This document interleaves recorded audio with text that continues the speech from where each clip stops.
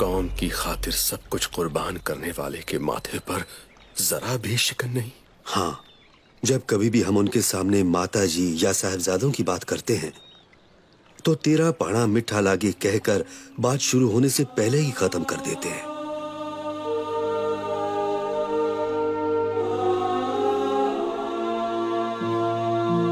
आज के दीवान की समाप्ति होने से पहले अगर संगत में किसी ने कुछ पूछना हो तो पूछ सकता है। गुरुजी, अगर कोई पाप करता है तो क्या उसको इसी जन्म में भोगना पड़ता है? हाँ, बिल्कुल।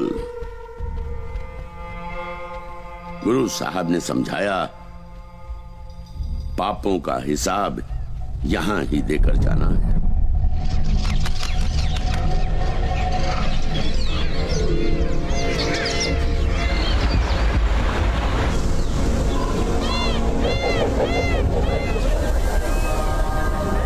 गुरु साहब ने मुस्कुराकर कहा, तो आखिर तुम पहुंच ही गए। बड़ी दूर से आए लगते हो। जी गुरुजी, हमें आशीर्वाद दीजिए। गुरु साहब ने कहा, वाहेगुरु तुम्हारी मुरादें पूरी करे।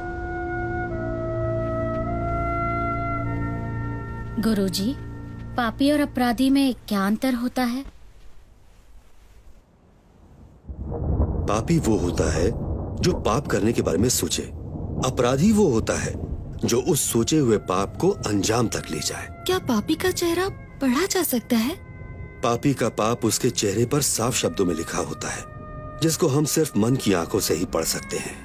ये तो फिर आपके जैसे अंतर्यामी ही पढ़ सकते हैं। हम तो किसी पर भी धोखा खा सकते हैं। गुरु साहब ने कहा, धोखे से ही तो 5वें गुरु साहब को लाहौर बुलाया गया था। क्या उनको पता नहीं था? पता था, पर रब को प्यार करने वाले रब की रजा में ही रहना पसंद करते हैं। गुरुजी, इन तुर्कों के पापों का हिसाब कौन करेगा?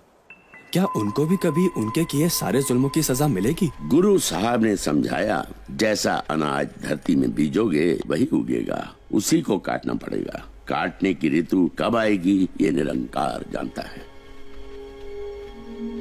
गुरुजी, इतनी भी गर्मी नहीं, फिर इन दोनों के माथे पर पसीना? इन दोनों की आंखों में मैंने अजीब सी बेचैनी देखी है, बाकी आप जग ज्ञाता हो।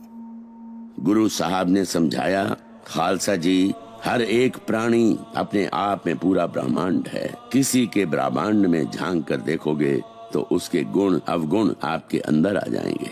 अच्छा यही होगा कि हम अपने अपने ब्रह्मांडों की खोज करें। इसी खोज में ही हमारे मन को सुख और शांति प्राप्त होगी।